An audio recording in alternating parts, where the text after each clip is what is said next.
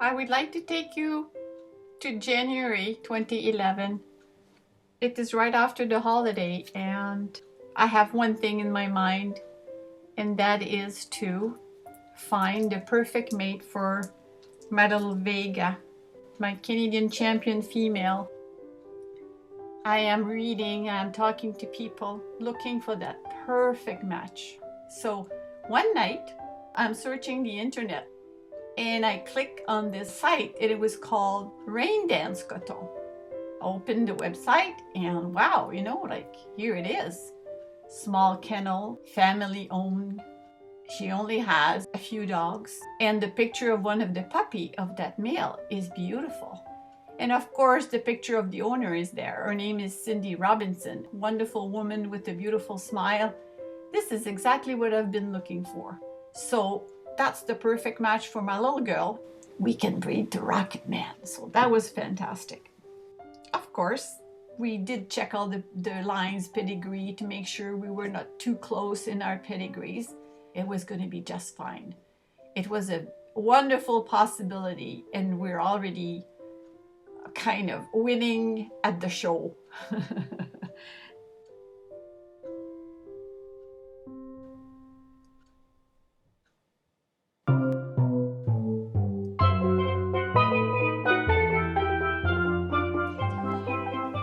Cindy offered to come here on the farm to breed Vega. Cindy stayed here a few days, and of course, dogs breed when they want, so we have pictures of us at 11:30 on the patio watching these two little cuties making babies under the moonlight. So it was a wonderful adventure from the start. We've done everything right. Cindy had done all her tests as well as me. What could go wrong? Nothing could go wrong. Everything went well. On the 25th of March in the morning at 9:30, a little boy came first, and half an hour later, a beautiful little female. And their name was Rococo for the male and Romance for the female. The first thing I did was run to the phone and say, Cindy, we have two beautiful puppies, and they look amazingly beautiful and healthy. You will see my first little video when Vega is so proud of herself in her whelping box. Look, mommy, I've got my two little darlings, and she wants to talk to me and show off, and oh, my heart is just pumping happiness. Yes, Vega, you're a wonderful little mama. Thank you, Vega. Thank you. So time goes on, and the babies are getting bigger. They're now 3 weeks old. They look absolutely normal. The only thing I find that they don't move very much around the whelping box. So I'm thinking, what's going on?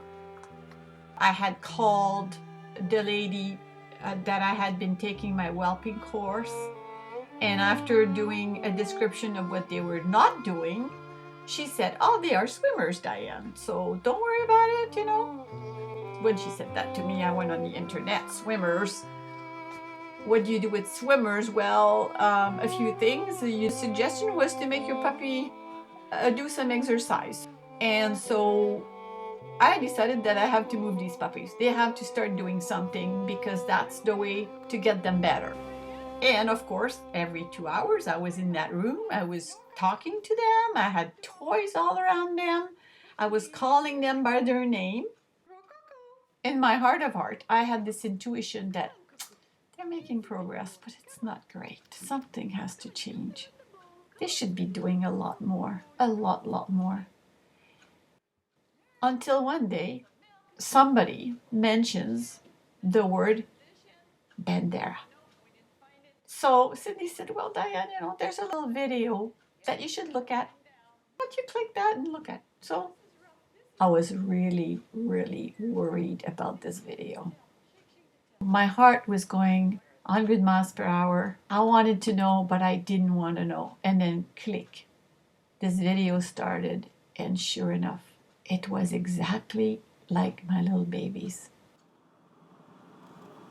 My name is Sylvia Jordan. In 1995, we anxiously awaited the arrival of our first litter of Coton to Tulear puppies. Bandera was our favorite female in the litter and appeared to be developing normally until all pups started to attempt walking. Her flopping and lack of control became more evident. We visited our veterinarian, and he felt something neurological was going on and referred us to Dr. Joan Coates.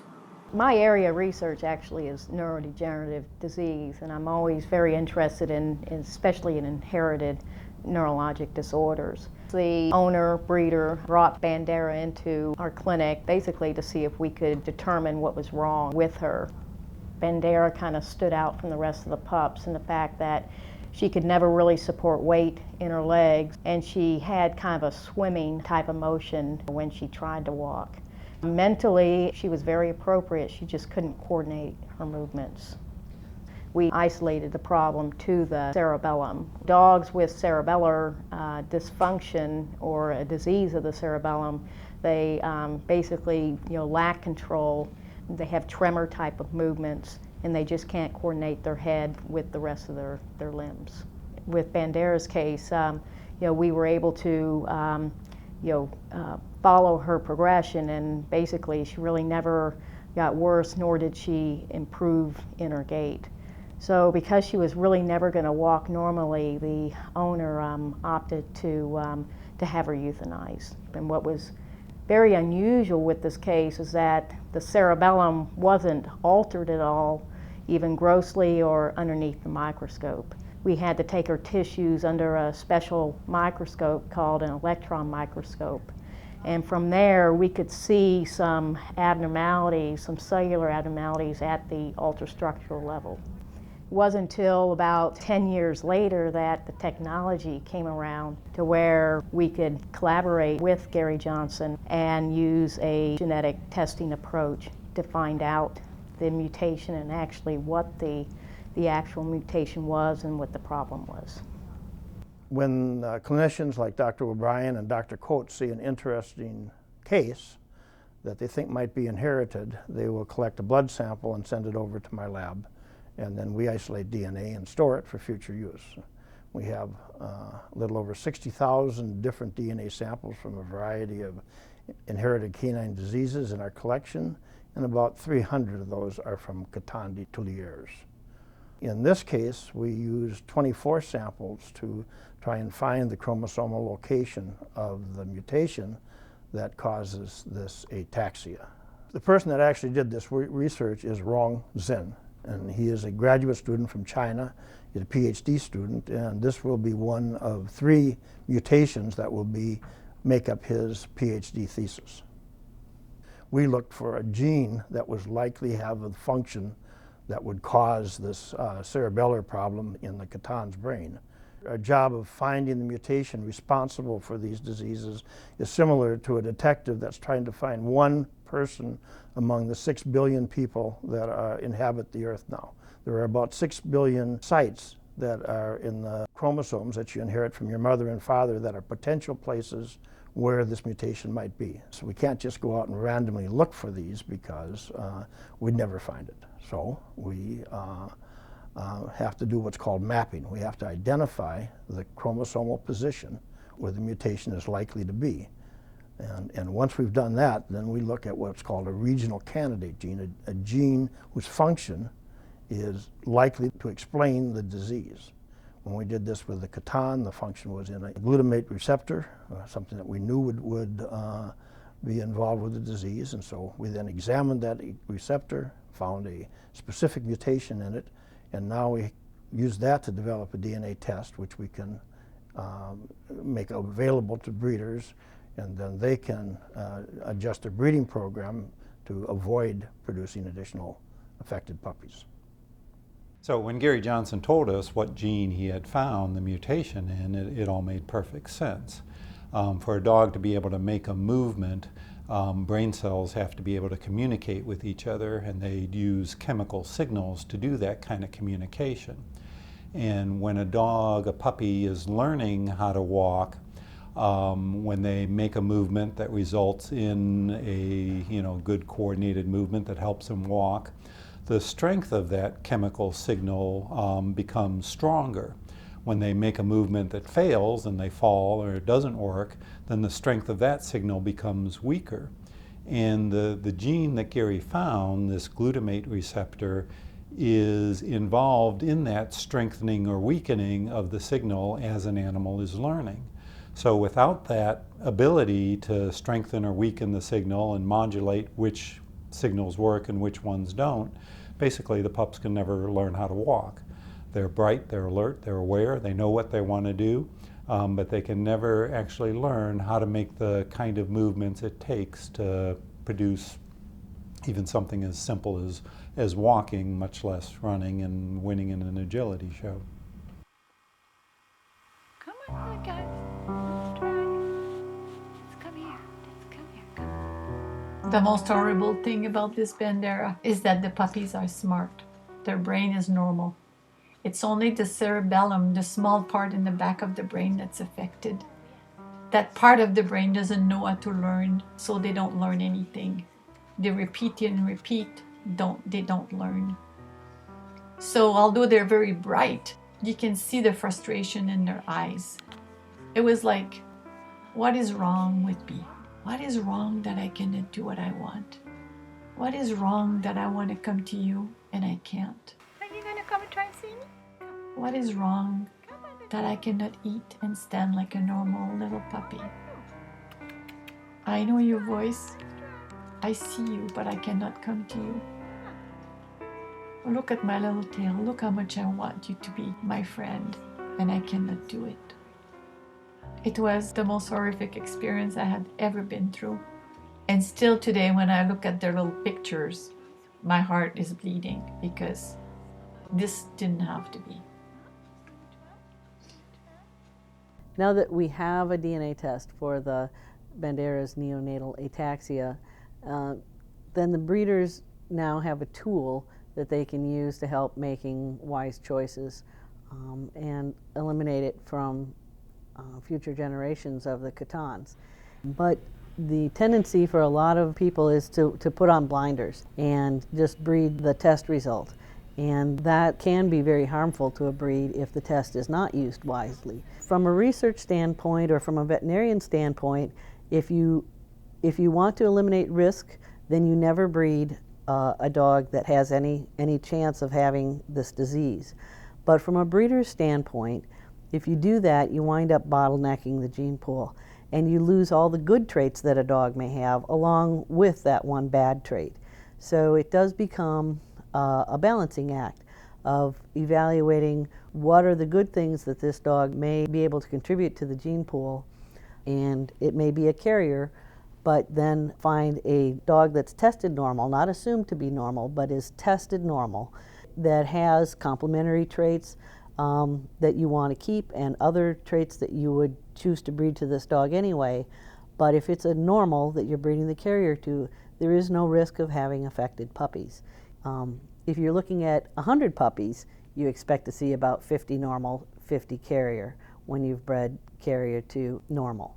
But in the small numbers you have in a litter, you might have all normals, you might have all carriers. You can have anything in between. So that's where dog breeders become gamblers. You have to hope you're lucky and the best dog comes out with the genotype that you want. But because we have a DNA test, if the best dog, otherwise best dog, turns out to be a carrier, you can do the same thing the next generation. You make sure that you breed that really good dog to a dog tested normal, and eventually, work towards having only normals that you breed, but not losing all the good traits along with that one bad trait. Eliminating all the dogs that are carriers for this condition from the breed tends to bottleneck the gene pool, and that can make the breed overall more susceptible to some other condition that might be lurking out there that we're not yet aware of or that we don't have a test for yet. I guess another thing that's really important for the breeder community especially to remember is that nobody's producing these problems on purpose, but when you're dealing with living things, things happen. And every once in a while you get a bad surprise. I wear two hats as part of this research team. During the day, I'm a DNA researcher and work with the team here to look for these mutations and develop tests. But the rest of my time, I am a dog breeder and exhibitor. I've been involved with dogs for over 30 years now. And so I know the joys and the pitfalls that go along with breeding dogs. So part of this is to look at it from a breeder's perspective, but also look at it from a research standpoint.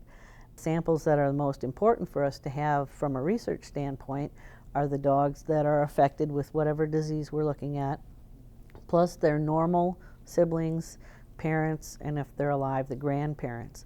And when we have those family groups, and especially when we can connect those family groups to other family groups, then we can start going to look for mutations that cause these diseases. A lot of diseases that dogs have are very similar or virtually the same as diseases that people have. And we have a very good collaborative group of researchers here, both from the veterinary school and from the medical school. And that overlap helps dogs and it helps people. So beyond, the fact that we found this gene that can help the breed by selectively getting rid of this problem, it's also going to help us to understand better how the brain works. And that carries over into not just these genetic diseases, but there are other diseases where the cerebellum doesn't work like it should, where the animal can't function like it should. And this just helps us to understand better how the cerebellum works, how it messes up when you have a disease process. And that then gives us a place where we can try to do something. Maybe we can intervene and do something about these chemical signals when a different disease process is making it hard for the cerebellum to function like it should. There you go. Want to go see your babies? Ali, get in. Go see your babies.